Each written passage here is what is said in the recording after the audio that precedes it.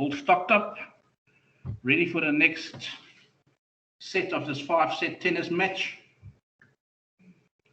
It seems like it on a Wednesday, if you're playing a Grand Slam 5-set final against Djokovic, and he doesn't want to go away. He doesn't have an off button. Everybody good? Mostly? Right.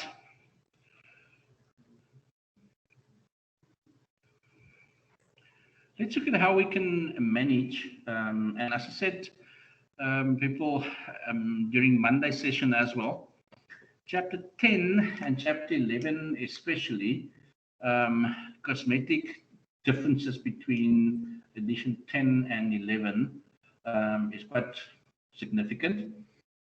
But as I said on Monday as well, use your slides, because I've had a look at both textbooks, and I'm doing a combination of the work.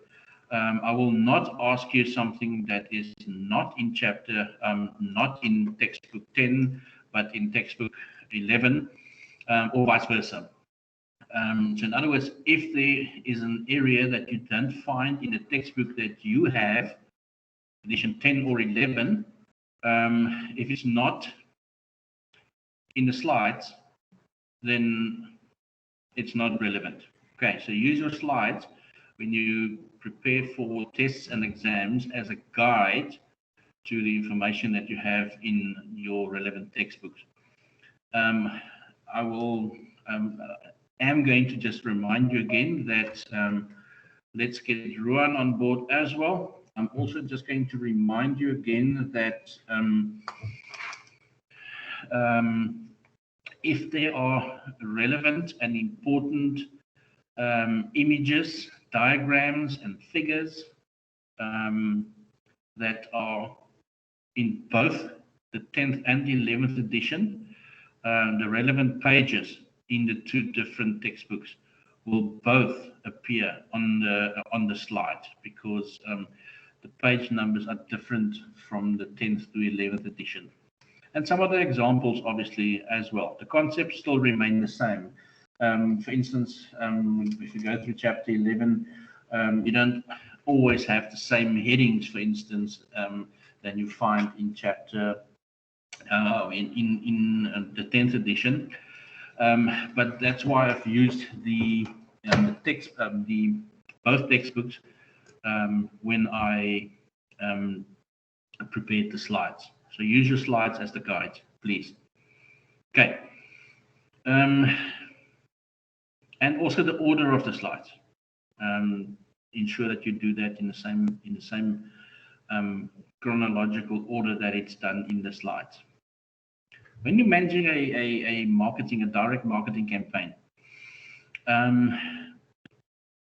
you have to ensure that my apologies, sorry, hay fever again this morning. You have to make sure that you, although usually your efforts, like with any sales activity, is to make a sale, you have to gather as much information on your customers in an attempt to retain them and establish a loyalty with them, mainly for the 4 reasons that appear on the screen. The fact that we know that loyal customers do repeat business, loyal customers become advocates for our business and our brands and our products with their friends and family. If they're happy and they're loyal to us, they're going to pay less attention to competitive brands, and they will also are ones that, if new products are added, if the product lines are extended, they would be more inclined, because of their loyalty.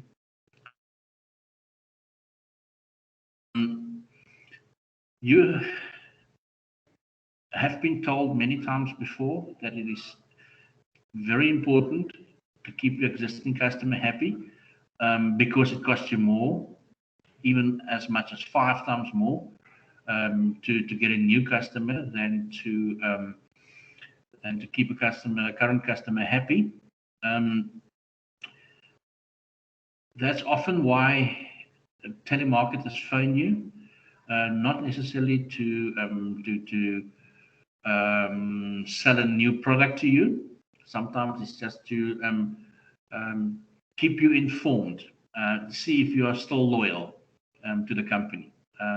It doesn't always have to be directed at a sale, but it's also important that you continuously do this, because you are going to lose loyal customers.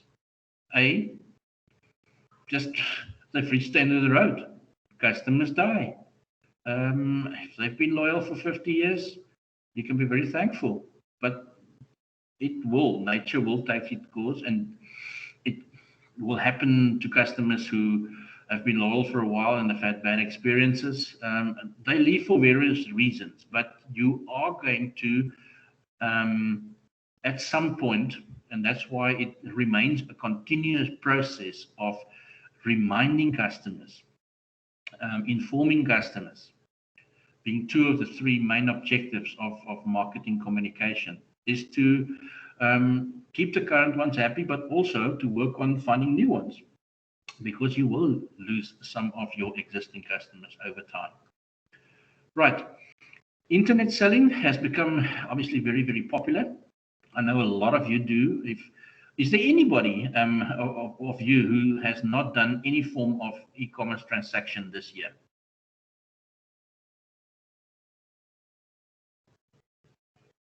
All of you shop online at some point, or have shopped online some point this year, regardless what the item is you bought or what the quantity is that you spent. Is there a specific limit that you usually cap for online, or have you put a cap on what you are prepared to spend online, or is it purely dependent on what's in your bank account?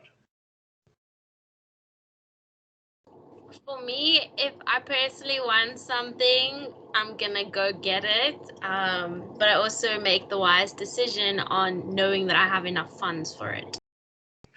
Okay. Having said that, Jessica, you mean if you see a product that you want, do you actually physically go out to the shop and buy it, or do you go online and buy it? Are we still talking about online transactions? I thought we were on the topic of online. I don't do a lot of online purchasing, but I do more physical shopping at retail stores and stuff than online. I think I'm a little old school, but I have started to buy since last year only actually online, because I wasn't always so keen on the idea of online. More sort of one of the three major barriers that we've listed on the screen. Probably security fears. That's usually what prevent a lot of customers to take that leap of faith and do that first online transaction. I used to sort of gradually increase the amount that I am prepared to spend. As I said, I was the case study that you've used for your assignment. I was involved with that company for a number of years in the early 2000s. And it is amazing how things have changed since then and now, where I was very skeptical initially, and I think that sort of contributed to me not being excessively successful in that business. I totally believed in the products. I experienced the benefits of the products, and there was no question that they work, that they are the best in their different respective ranges. But for me, it was just it was difficult because the business was 100% for sure online based. Purely to move away from the retailing option, where if you are in retail, you need storage space, because you need to keep those boxes of items somewhere in a garage or in extra spare room or in a warehouse, whatever, depending on the size of your business. But also because the landscape in South Africa was not very conducive to online transactions at that point. I'm talking 2003, 2004, because it was still very expensive. It was still very slow and very unreliable. And as opposed to the countries where it was already taking off and growing exponentially, like America and the Netherlands, for that matter, because internet speed, internet accessibility, cost, everything was just more structured and more settled. People were more used to doing it, and it was one of the major barriers for me to actually establish a strong network in South Africa, because not too many people were buying online. They were skeptical, yes, and it has progressed over a period of time. People have become more used to it. I think also your commercial financial institutions, their security has become much better. It will never be completely foolproof, but I still, up to this point, I'm talking about way back in 2000, 2003. For me, it was not to do transactions of 150,000 Rand plus online was not an issue. But then I was doing the business from a secure network. I would not do that in South Africa because the systems weren't conducive to do that successfully. And now, since then, I do have a cap that I personally put on what I am prepared to spend online. There are certain things that I'm not going to buy online, without a doubt, and it's usually not a lot. Yes, your credit line influences what you spend online, but I'm an online shopper. I'm not necessarily an online purchaser. There's a big difference. I do a lot of online shopping, but I don't transact a great deal. It's smaller amounts, and it's more sort of durable or consumer products that doesn't require a lot of thought, almost, so to speak. Right. Also, your open market catalog sites like Amazon.com, that they've become very popular. Take a lot. You don't have to buy from directly from a mail catalog. You actually buy from the website of that is manned and managed by a dedicated direct sales team, and I think that is what makes it successful. I've never had any problems with Amazon, to be honest, but yeah, our local online shopping sites are very reliable. I have to be honest. They are very, very efficient, because that's the reason why people do it. I mean, if I'm going to take 2 days to get a product, I might as well buy directly from the retailer, go to the shop and buy it. I want it quicker than that. That's why I'm doing it online. The main convenience, obviously, is that it makes shopping a 24/7 game, because you can shop any time of day, even if the transaction is only going to take effect the next day. The fact is that you can do it at a time that's convenient to you, because sometimes people don't have the time during a normal business day to actually do certain necessary shopping. Very cleverly, businesses over the last number of years have used social media as well to attract new customers, but also to influence the customers that they have to consider shopping with them and not competitors. Initially, they do a lot of there's a lot of activity via YouTube, Twitter, and Instagram to sort of attract the customer first, to get their attention.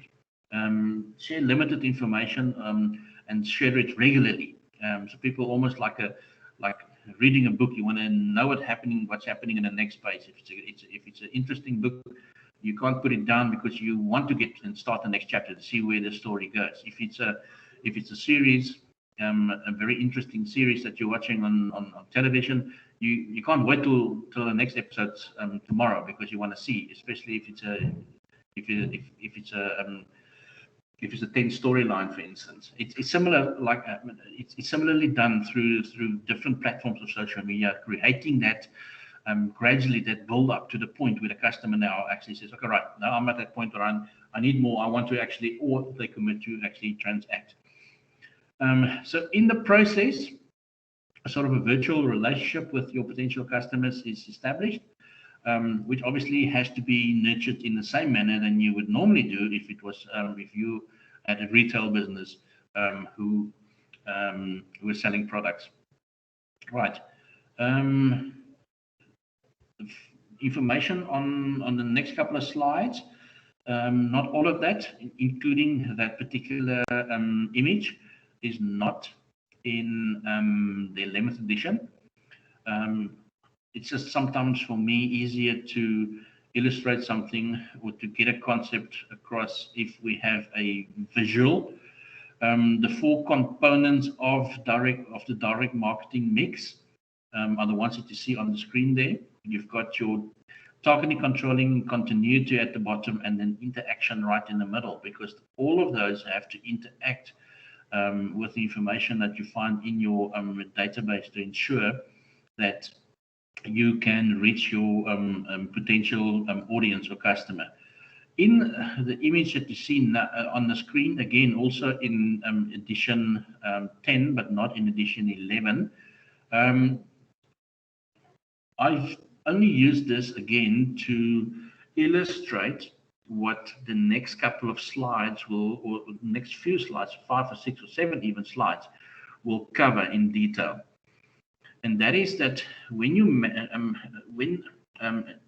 the process of managing a direct marketing campaign, like any other process, starts with an overall plan. In this case, the marketing plan, which must obviously be integrated with all the marketing and promotional mixed elements, but it also needs to form part of your overall company strategy.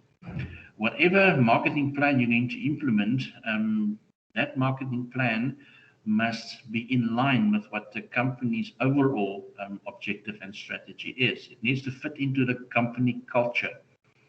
Right. We can't have one set of rules for one department in the business and a different set of rules for the marketing and the sales guys, and a different set of rules for another department or section of the business. Then obviously, like with anything else, before you actually can do anything, you need to know who you want to reach. What's your target audience? Who's your target audience? What's the profile of a target audience? That's where the segmentation and target marketing activities happen. Obviously, setting objectives, and then to ensure that you have a successful direct marketing campaign, you need to make some creative decisions, but you also need to make decisions on what media is the most efficient one to use in your direct marketing campaign to reach the audience that you've identified right there in step 2 at the top. Right, and then we know that like anything else, we have to evaluate if we've been successful. If we're not, maybe we need to go back on the more creative side and be more creative and take more creative decisions. Maybe we need to just change the media that we have decided to use. Okay, let's delve into each of these individually. Right, our audience. Our target audience is a group of individuals that you obviously are trying to reach with your marketing campaign, with your direct marketing campaign. You can use many different ways to identify who your target audience is.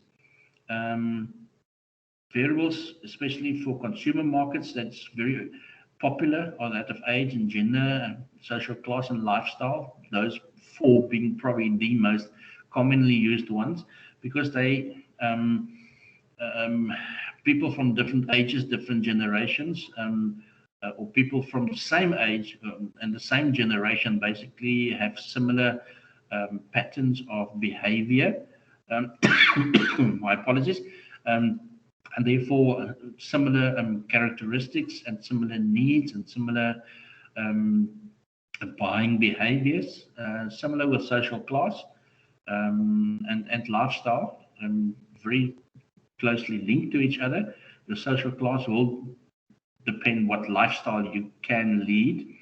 We know that we all want to live a better lifestyle that we are currently living, or we always think that we do. And therefore, we are always going to try and improve our social class through taking in 4 or 5 different jobs. As a matter of fact, I think I've said this before, and it's not. It was obviously statistics based on the surveys done in the United States, but people of the retirement age, or the official retirement age in our country, 65 years old. Retirees in America over the age of 65, there's about 60% of them who actually have at least 2 jobs, obviously 2 part-time jobs. But in other words, it just indicates that, the cost of living and everything has increased at a much greater rate than what we ended up saving up to our point of retirement. And that, I think, is one of the greatest challenges that we're all faced with. You are still very much at the start of your professional careers. I think what they said, that if sort of a guideline that is often used by a lot of financial advisors, and obviously different ones use different models, but they say that if you're in your 60s and you want to continue with the lifestyle that you are living at that point, you need to save 7 times your annual salary. In your 50s, 6 times your annual salary. In your 40s, basically 5 times and in your 30s, 4 times your annual salary. So if you're earning 100,000 Rand, you can make the calculations. You guys in your 20s, you're not earning much yet, but it's, and take this from me, I only started late in my sort of mid-30s.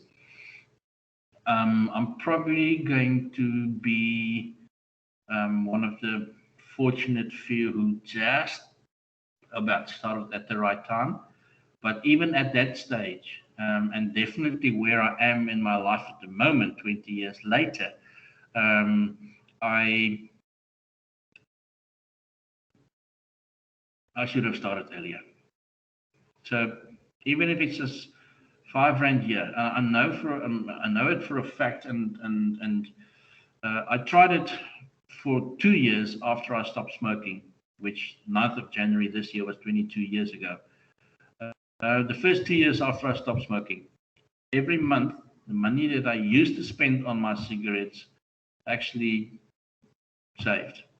Put it away in a safe. I didn't look at it. I forgot about it. I literally, when I get paid, I take that amount of money and I stash it away. And you'll be amazed how much you save. Whatever works, but I think at the end of the day, over time, it's important that you rather start with smaller contributions earlier on than running out of time, and then later on you have to almost put everything that you earn away, and we know that that's not going to happen. Otherwise, you won't be able to live. But different variables used for segmentation, very accurate information is usually gathered through geodemographic information. We spoke about earlier this week about the census that's going to population census that's going to start again next year, collecting data on households. It is very important information. I think it's very important information that majority of it is published and would be available to businesses to use. Obviously, with the new POPI Act, not in too much detail and with specific detail on a specific customer as to where they live, what they do, what cars they drive, and stuff like that. It will be a general survey. The survey statistics that's made available is general information, just to indicate how many people have cars and how many households have how many cars. It's a great help already because it's very accurate information. But again, how you obtain it and how you use it, the POPI Act has definitely impacted or influenced a great deal. More about that later in the chapter. Right. Many businesses use the Bullseye model for their direct marketing campaigns. The Bullseye one is where everybody who might need the product or might have a need for a product are called suspects. They're all suspects. The prospects are the ones that they've qualified, in other words, who actually has a need for a particular product and who has the ability to pay for that product. Trialists are prospects who actually have taken that first step to buy the product and use it. And then obviously your repeat buyers are the trialists who are happy with the product that they have bought, and therefore they buy it again. They repeat the same process. Okay, so basically, in a nutshell, what the Bullseye model is. You as the marketer will obviously always try and target customers or potential customers who will become repeat buyers. We've up to this point seen there are many factors that influence them to buy again. They need to be happy with the product and the quality and the price, and they need to be the problem or need that they have had to be satisfied, and the manner in which it was satisfied. All three of those, or all of those aspects combined, is what's going to result in a trialist becoming a repeat buyer. The greatest effort for a marketer lies between, or for me, one of the most important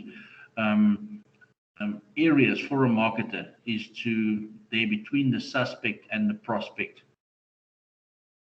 For a suspect to become a prospect, you need to use the information that you have available to qualify that suspect to become a prospect. You're not going to sell to suspects. They maybe buy once, but no, probably never again. If you qualify the suspects correctly with the information in your databases that you have,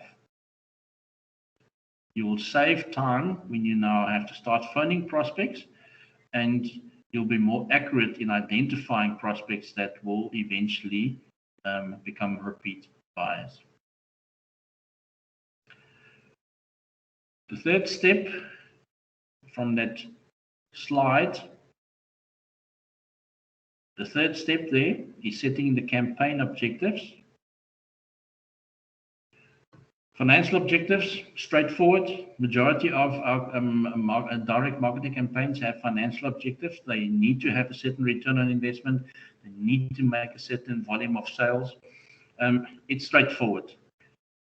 Communication objectives that you have to set yourself to ensure that when you decide on the correct medium or media that you're going to use, and the other creative decisions that you need to take, or the decisions that you have to make, is what you tend to achieve with this particular direct marketing campaign. Do you just want to make the customer aware that you are still there and in business? Do you want to make them aware of a new product that you are offering? Do you just want to remind them or strengthen your brand position. And that's what, for instance, a company like Coca-Cola does. That's why Coca-Cola still advertises, not to get more sales, not to make people aware of the product. Almost everybody is aware of Coke, but it's for them to ensure that they strengthen and their brand position by.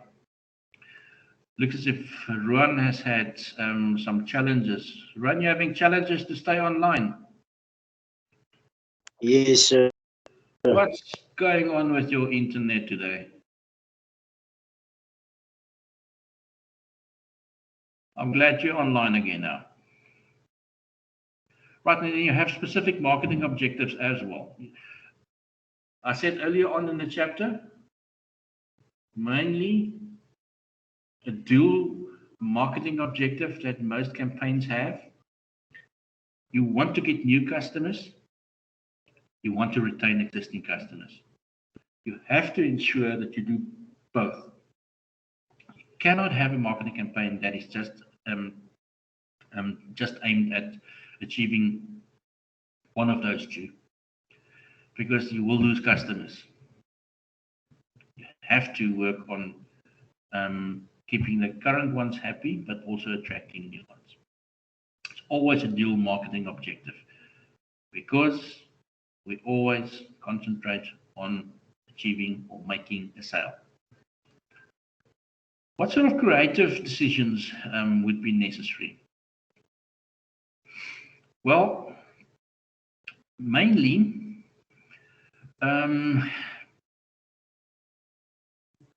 identifying and correctly identifying the needs, excuse me, of the customers. In other words, proper target marketing. To understand what the customer wants is difficult as it is. If we are not going to, however, use the information that we have in our databases, in our marketing databases, we are going to design and I've looked at those designs. I'm quite happy with those designs that I've seen in the for those students who have already submitted their assignments to me. Those are the kind of things that more thought needs to go into it than we usually think. When you sit down and, yeah, I understand that Jessica, you've left question 4 for last because it requires a bit of creativity. It's not just copying and pasting a few images onto a page. It's obviously we have to remember that we've done earlier in earlier chapters. We have to apply the AIDA concept. In other words, attention, interest, desire, and action to ensure that it is effective. But we need to ensure that we are very creative with our with the decisions that we take in our designs of our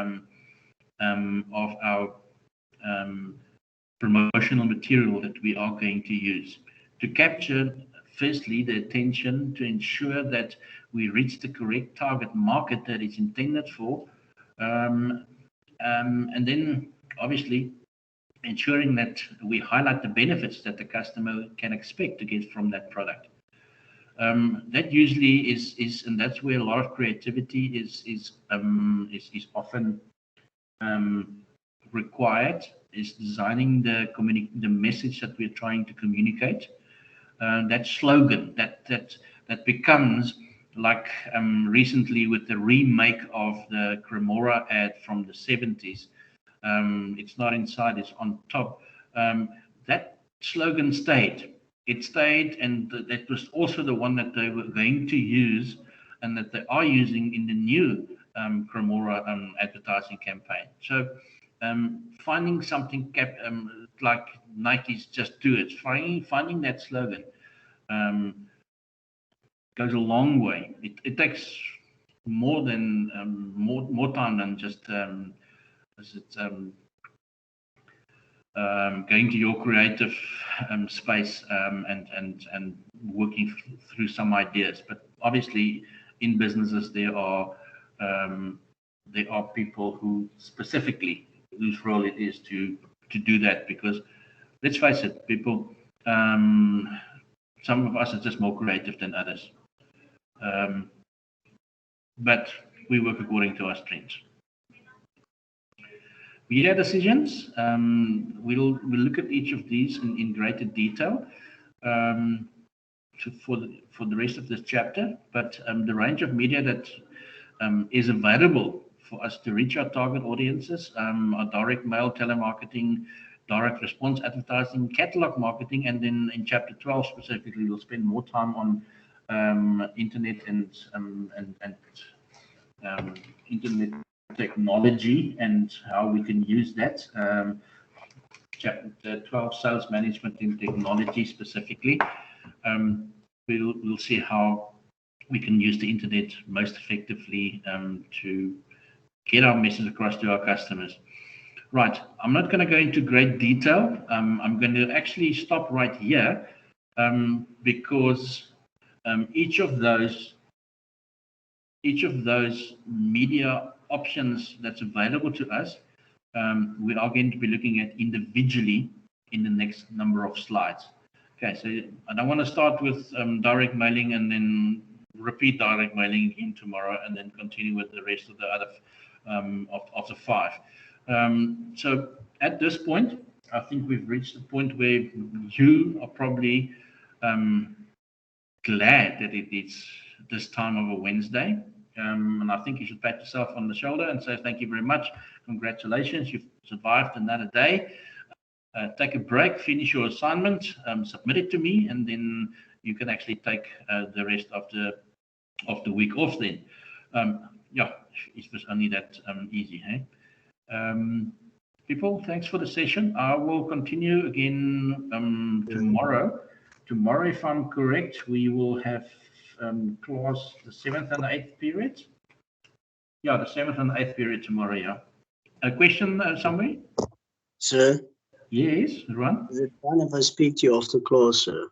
You're welcome. Be short because I've got another class and I need to go to another classroom, but yeah, you're welcome to. I'll stop the recording now for everybody else. And thanks.